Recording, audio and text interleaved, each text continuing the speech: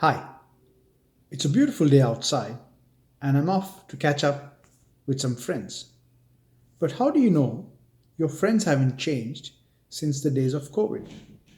Here are some very effective tests to test your friendship.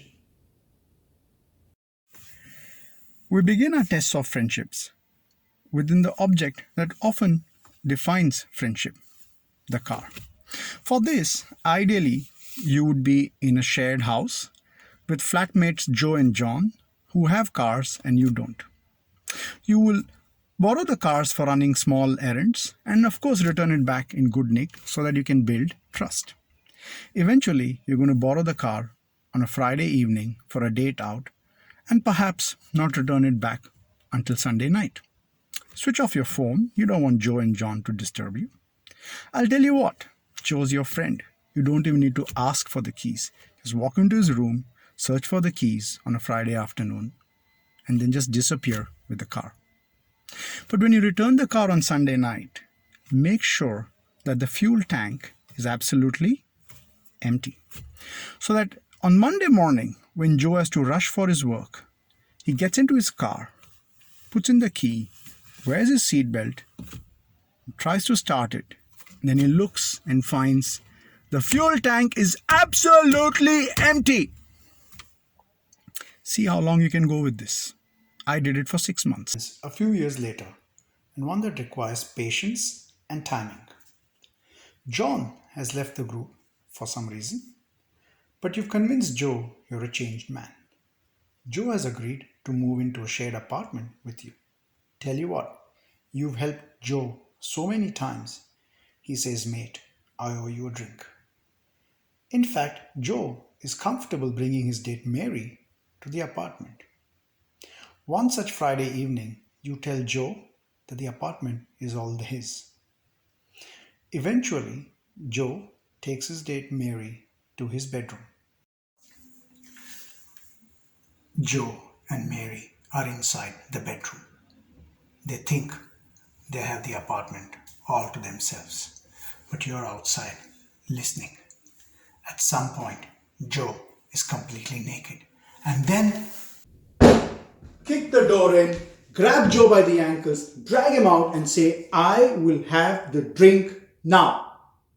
Around 10 years later, when Joe has proposed to Mary. And despite Mary's best efforts, Joe has gonged you as his best man. So when the time comes to make the toast, wear a colorful garb and get a large glass of beer. Here it goes. Ladies and gentlemen, sorry, my English not very good. Joe smuggled me yesterday from border. Joe, my best friend, but Joe also very big liar. Joe always tell me Mary is very fat and her face look like a bitch. Sorry, witch. But Mary is not very fat. Maybe a little bit fat on the tummy. Maybe her nose look like a bitch or witch. But otherwise Mary, very pretty lady. So Joe and Mary, congratulations. And take the time to enjoy the crowd's reaction.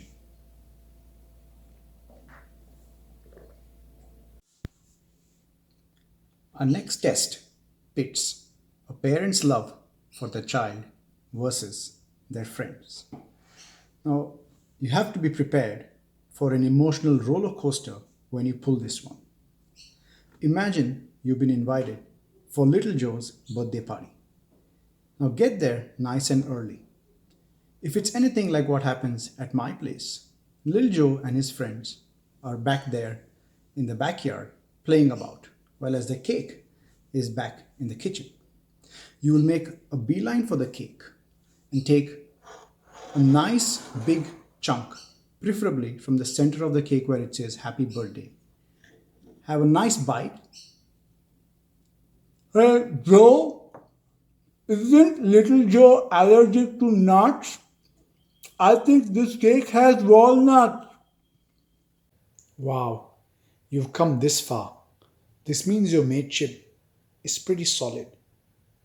So for this last step, you got to find a day which is miserable weather-wise. Like today, it's wet, cold, and miserable outside. But make sure you're comfortable and keep a list of prime suspects ready in case the police find your body. Because today, you're going for the queen bee. So by now, your mate's wife or partner pretty much can't stand you. In fact, hate doesn't even begin to describe the feelings they have for you. So, this is when you pick up your phone. Remember, they would have blocked you by now. So, pick up another phone and ring them, like I am going to do. Hi. Yeah. Well, you blocked my other phone, so I had to use this other number. Yeah, listen. I'm not interested in talking or fighting with you.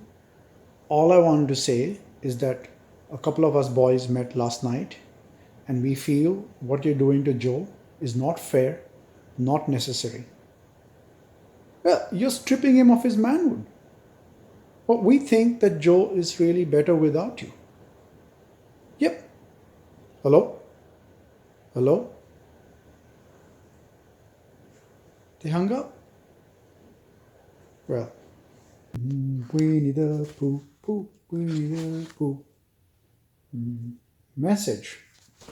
Oh, there's a message from Joe. He's been kicked out. Poor guy. Dear Joe, sorry you've been thrown out, especially on a day like this. I really wish I could come and get you, but my car has no gas. Send.